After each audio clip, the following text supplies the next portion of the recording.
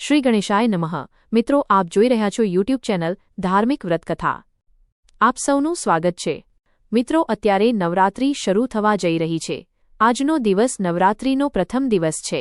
આ દિવસે માં શૈલપુત્રીની પૂજા કરવામાં આવે છે। નવરાત્રિ દરમિયાન નવદુર્ગાની પૂજા ઉપાસના શક્તિ પ્રાપ્ત કરવા માટે કરવામાં આવે છે, જેથી જીવનમાંથી નકારાત્મક પ્રભાવ દૂર થાય અને આત્માનું પરમાત્મા સાથે એકત્વ થાય। ભક્તો નવદુર્ગાની ઉપાસના 9 પ્રકારની ભક્તિના રૂપમાં કરે છે। આ દિવસો આસો માસની શારદીય નવરાત્રિ તરીકે ઓળખાય છે। આજથી નવરાત્રિની પ્રથમ રાત્રિની પૂજામાં શૈલપુત્રીની થશે। આ વિડીયોમાં આપણે શૈલપુત્રીની કથા, મહિમા અને મંત્રજાપ સાંભળવાના છીએ। જો આપને આ વિડીયો પસંદ આવે તો લાઇક અને શેર કરજો, અને જો આપ પ્રથમ વખત અમારી ચેનલ જોઈ રહ્યા છો તો સબસ્ક્રાઇબ કરજો, જેથી નવા વિડીયોની માહિતી આપને તુરંત મળે। માં શૈલપુત્રીનું સ્વરૂપ। વંદે વાચિત લાભય ચંદ્રાર્થકૃત શેખરામ વૃષારૂઢામ સુલધરામ શૈલપુત્રી યશસ્વિની। માં દુર્ગાજીનું પ્રથમ સ્વરૂપ માં શૈલપુત્રી છે। પર્વતરાજ હિમાલયની પુત્રી રૂપે તેમનો જન્મ થયો હોવાથી તેમને શૈલપુત્રી કહેવાયા। તેઓ દેવી પાર્વતી અને મહાશક્તિ શિવપ્રિયા તરીકે પણ પૂજાય છે। માતાજી ઋષભ બળદ પર બિરાજમાન છે। જમણા હાથે ત્રિશૂલ અને ડાબા હાથે કમળનું પુષ્પ ધરાવે છે। નવદુર્ગા। બ્રહ્માજીએ નવદુર્ગાના સ્વરૂપનું વર્ણન કર્યું છે।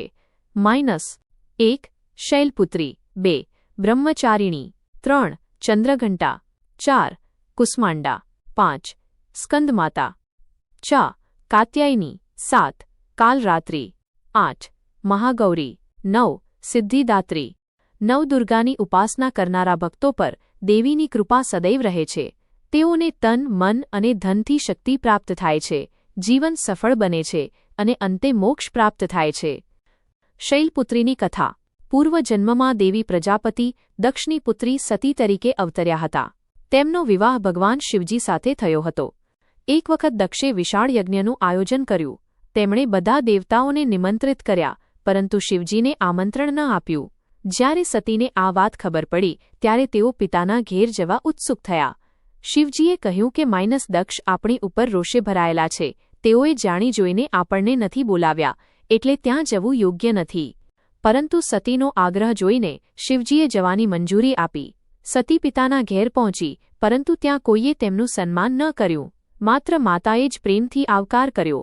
બહેનો વ્યંગભર્યા શબ્દો બોલતા હતા। પિતા દક્ષ તો શિવજીનો અપમાન કરતા હતા।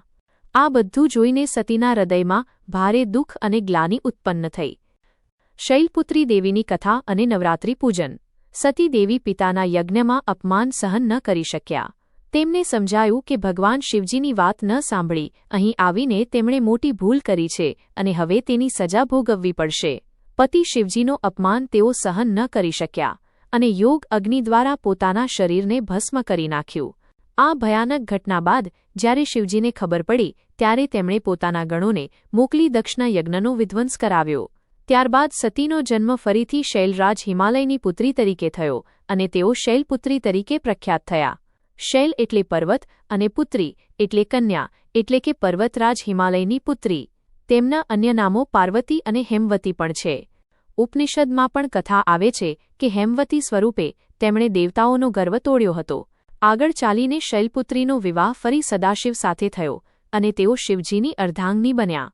નવદુર્ગાઓમાં પ્રથમ સ્થાન ધરાવતી શૈલપુત્રી દેવીનું મહત્વ અને શક્તિઓ અનંત છે।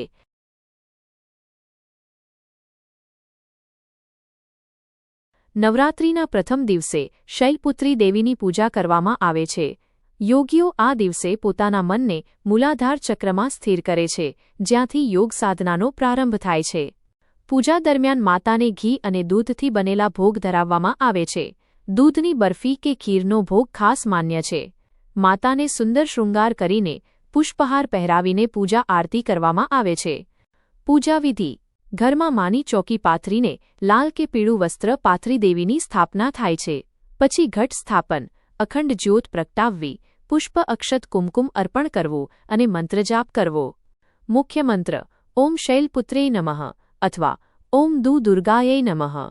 જો અલગથી પૂજા ન કરી શકાય તો ઘરમાં બિરાજમાન કુળદેવીની પૂજા ભાવપૂર્વક કરવી। માં એક જ છે, સ્વરૂપ અનેક છે। અન્ય નિયમો। જો બહેનો માસિક ધર્મમાં હોય તો તેઓ 4 દિવસ સુધી પૂજામાં ભાગ લેતા નથી. કોઈ બીજા દ્વારા ધૂપદીપ કરાવી લેવું. જો ઘરમાં સૂતક હોય તો પણ પૂજા ન કરવી. મંદિરમાં સામગ્રી મૂકી આવી દેવી અને ક્ષમા માગવી.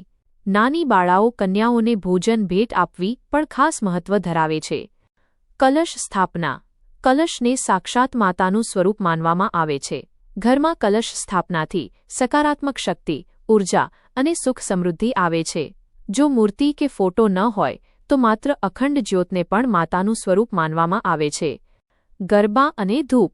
સાંજે સૂર્યાસ્ત પછી ઘરમાં ગરબો કરવામાં આવે છે. માની આરતી, ગગડ લોબાનનો ધૂપ અને નારિયેળનું બૂરું નાખીને ઘરમાં સુગંધિત ધુમાડો કરવામાં આવે છે, જેથી સકારાત્મક ઊર્જા રહે અને આરોગ્ય, સૌભાગ્ય મળે. નવરાત્રિનો અંત. દશેરાના દિવસે સવારે ઉઠીને સ્નાનાદિથી શુદ્ધ થઈને શુભ મુહૂર્તમાં દેવીના ઉત્થાપન કરવામાં આવે છે. પછી નવરાત્રિનું વ્રત પૂર્ણ થાય છે. મંદિરમાં જઈને શ્રીફળ અર્પિત કરવું અને ક્ષમા પ્રાર્થના કરવી જોઈએ. અંતિમ પ્રાર્થના. માને પ્રાર્થના કરવી કે હે માં, 9 દિવસ સુધી આપ બિરાજિત રહી અમારી સેવા સ્વીકારજો. દશમીના દિવસે હું આ વ્રત પૂર્ણ કરીશ. અમને શક્તિ પ્રદાન કરજો. માતા દયાળુ છે અને ભક્તોની પ્રાર્થના જરૂર સાંભળે છે. ઉપસંહાર.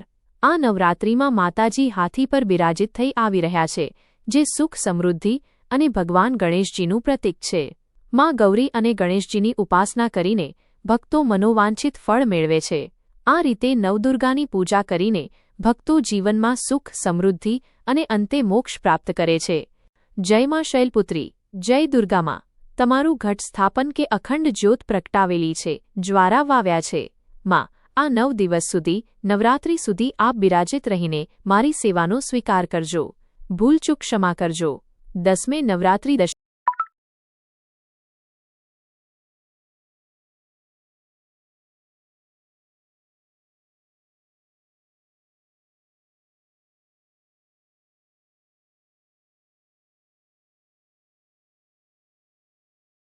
જય માતાજી.